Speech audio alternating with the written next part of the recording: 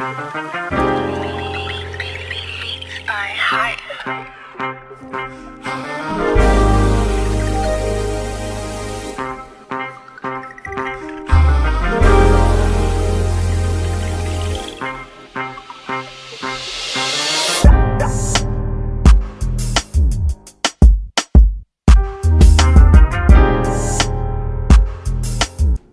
it. Oh yeah, you did. Yeah, I said, you know what? The Lord has blessed you to be very, very wise, and people will learn from you because I've sat with you in our conversations and I was getting stuff. I'm like, this young man, he's got some wisdom that, people. Yeah, no, I really, really respect you, John.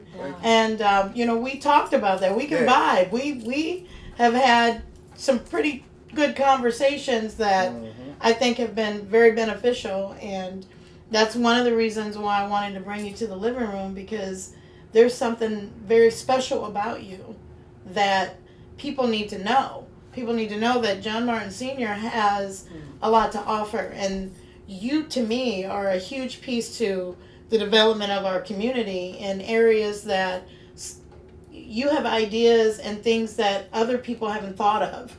And I really, that's why you're here. I want you to share that with the people, along with the fact that,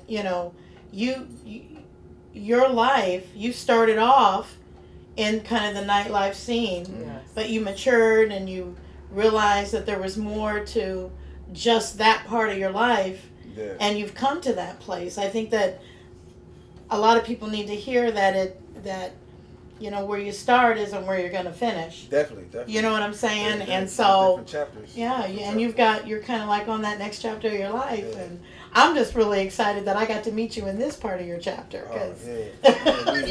We instantly clicked. So yeah, it was good. yeah. So John Martin Sr. So. Well, to piggyback kind of off of what you were saying, as far as like some of the ideas I've had, people haven't really thought of. What I think it really is that some people do think about these things that I've done, but they didn't act on it. Sure. You see what I'm saying? And that's a lot of what I talk about in my 8 Conversations I Have with Yourself, is the timing and creating your own momentum, and if you do have an idea, you just gotta roll with it. You gotta make it happen.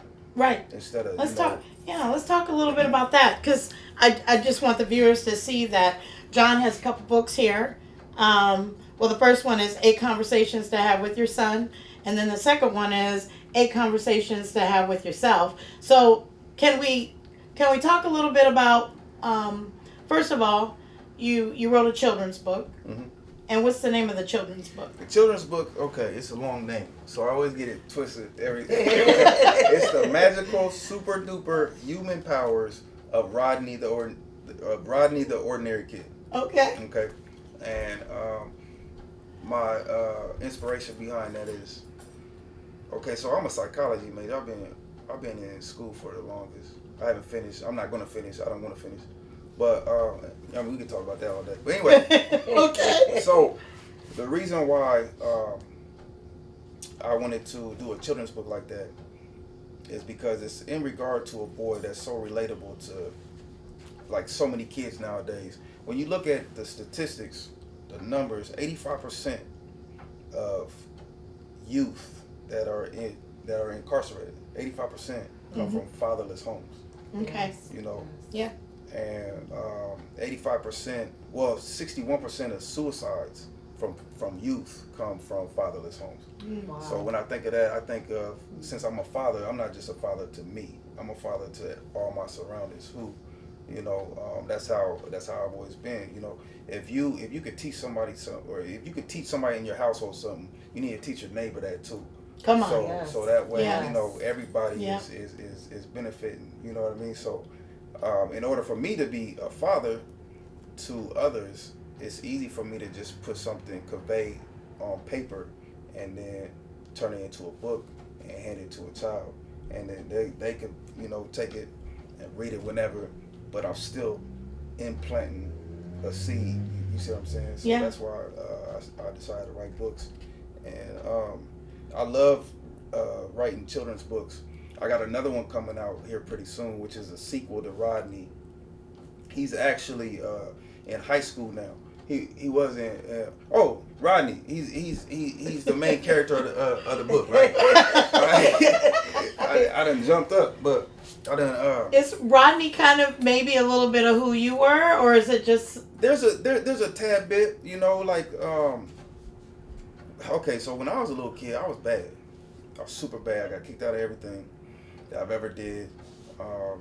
Now, were you bad or were you high energy? Because I think there's a difference. I was bad. He said he was bad. Okay, all right. Yeah, I got. All right. Yeah, I was pretty bad. But so with Rodney, okay, so he comes from a house, a single mother, poverty, no father. I don't even mention his father in the book because I just don't want to do that. I want to put some gems on the kid, and whoever's speaking through the book is his father. You see what I'm saying? That's how I want it to be. But anyway, he learns how to do things on his own. Told you he was full of wisdom. Wow. Right. Wow. He actually I start the story out where he's shy. He has a whole bunch of just poverty type of stuff. Like he doesn't have the latest fashions. He doesn't feel confident because he doesn't have a source from where to get his confidence from. He doesn't know it comes from in him. You know what I mean? So during the story, he finds this ring, right? And the ring, he puts the ring on, and then instantly he just changes. Like it gives him superhuman powers, which he gets to raise his hand in class, ask questions, stand up to bullies, basically be a leader, wow. Make his own decisions. You know what I'm saying? So as he develops, the story basically turns into him losing the ring, right?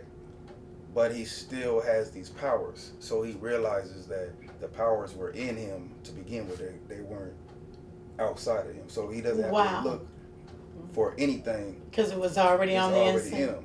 Yeah, that is just needed to be pulled out of that. To me is wow. Yeah, that's amazing that you have had a vision to write a book like that and to help children, and then to continue. As you said, you're writing the second part now that Rodney's in high school. Yeah, Rodney's in high school, right? So Rodney, he grew up a little bit, and he's a business owner in the ninth grade. He's a freshman. He's a business owner, and I give a blueprint, play by play, how to start your own business, because his mom don't support him. You know what I mean? He's been taking care of himself, and there's so many kids nowadays that are taking care of themselves. Yes. You know what I mean? So I'm just giving a blueprint of how they could just. Wow. That's amazing. Yes. That's truly amazing.